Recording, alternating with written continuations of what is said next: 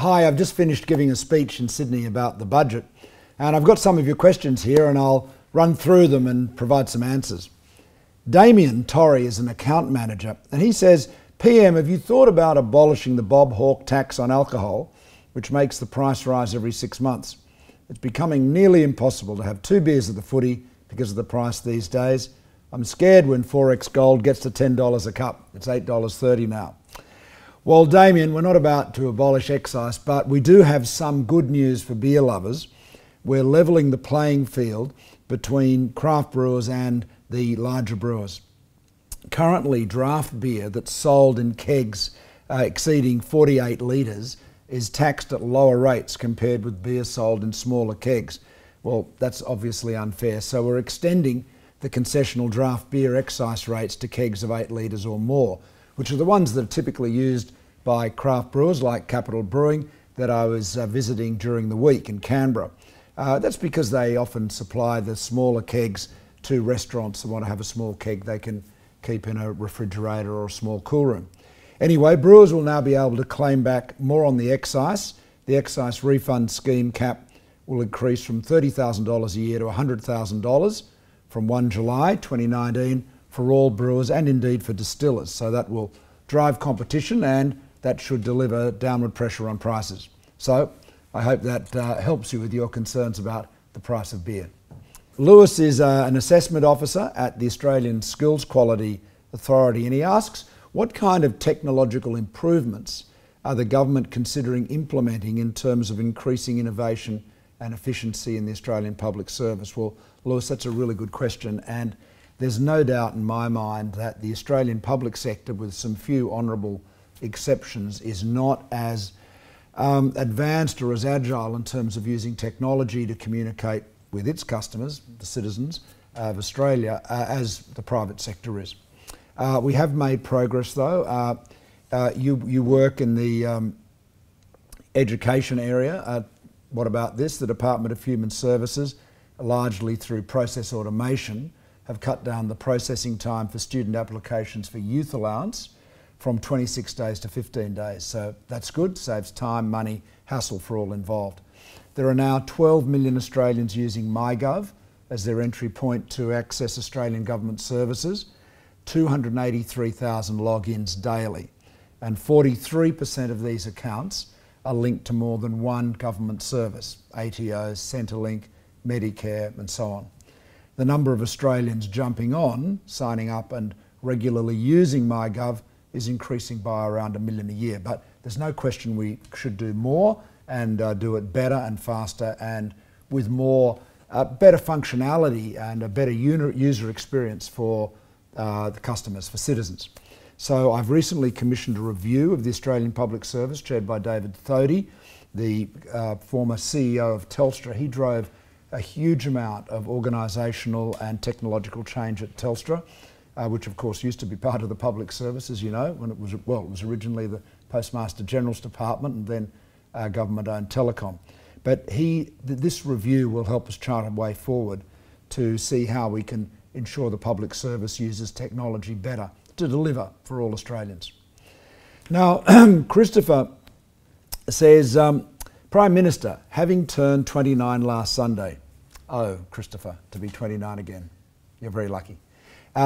Christopher says, I'd like to know as a young person, adult, how does the budget affect us? Every year I feel like we're left out of the conversation and I struggle to see how the budget would affect our daily lives.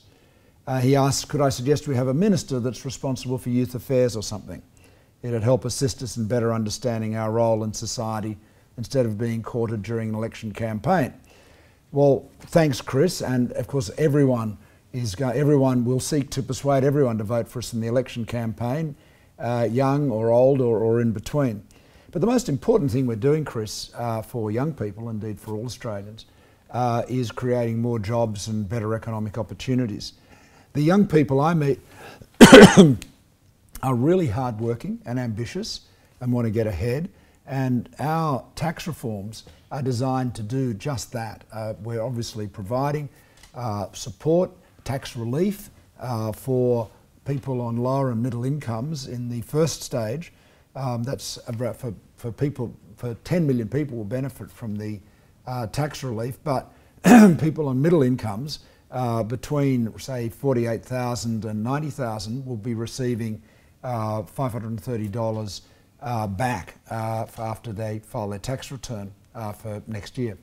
That's very important, but the longer term reform is very significant. It's going to mean that between $41,000 and $200,000, the marginal rate is 32.5 cents. Now that'll still mean people on high incomes pay the most tax. Someone on $205,000, for instance, earning 5 times as much as someone on $41,000 will pay 13 times as much tax. So you can see the tax system will still be very progressive. But what it means is that as you progress, you get a raise, you get a promotion, you get a better job, a higher paid job, you start a business, the business does better. You won't be paying ever increasing rates of tax. So it basically means it does mean for 94% of Australians, the tax rate, the marginal tax rate, is going to be no more than 32.5 cents on the dollar. I reckon for young Australians wanting to get on and get ahead and do well, that is a terrific incentive to do so. Chris, another very important thing, of course, is we're bringing the budget back into balance. We're turning the corner on debt. Net debt is going to peak as a percentage of GDP this year, this financial year, and then it will start to go down, and the budget will be back in balance, not by a huge amount in federal budget terms, but it will be back in balance in 2019-20, and then moving on to larger surpluses in the years that follow.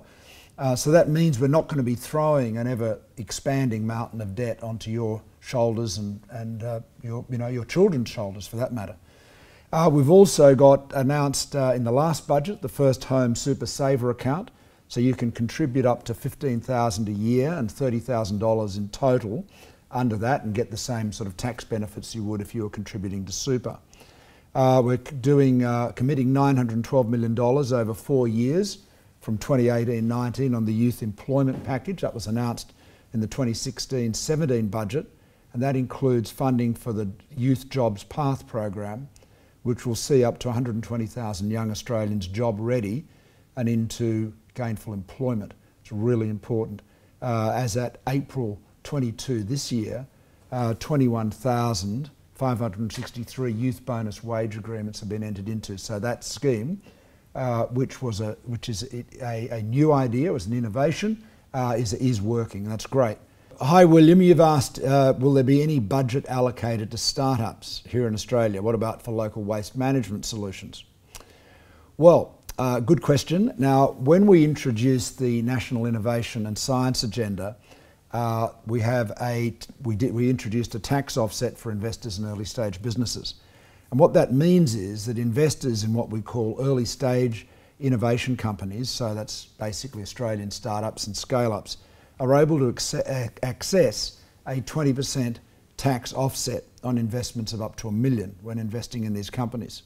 So what we're doing is using the tax system to incentivise investors to look more favourably and invest in Australian startups and scale-ups when traditionally they might have looked at other forms of investment. Now, the incentive isn't industry specific, so any Australian startup or scale-up is able to benefit from that. So it doesn't just benefit waste management, but clearly there's an opportunity there for you. This incentive was announced back in 2015 after I became Prime Minister, but last year was the first full year. The results so far have been very impressive. About 340 startups and scale-ups have accessed around $300 million in funding through this incentive, and we hope, of course, that's going to grow over time. So it's a great example of how the tax system, how lower taxes in fact, can be used to incentivise positive behaviour, and in that case getting investors to get involved in startups and scale-ups and get real money flowing into those companies. Adam asks, at face value the budget looks very lean for Northern Australia. Is that really the case? Well, it's not at all the case, Adam. There's now more than $10 billion earmarked for spending in Northern Australia under my government.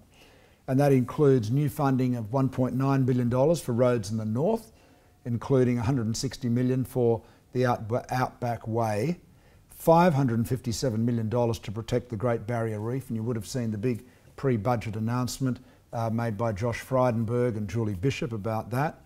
$550 million for remote Indigenous housing in the Northern Territory, as well as almost $260 million in services funding. Now, our investment is about growing vital industries such as mining, agriculture and tourism across the north. We're doing a lot more than the items I've just listed. We are determined to create more jobs to help support all the economies of local communities in Northern Australia. Tarnal writes, "Hi Prime Minister, I'm from India and I believe the new budget is good, but I used to do some cooking shows in India and would be a great opportunity for me if I can cook some of my famous curry dishes for you." Well, Tarnal, that sounds like a great idea, so I look forward to enjoying some of your fantastic Indian curries. Thanks so much for your questions. Sorry my voice is a bit hoarse, been doing a lot of talking this week in Budget Week. Look forward to getting some more questions and providing some more answers next week.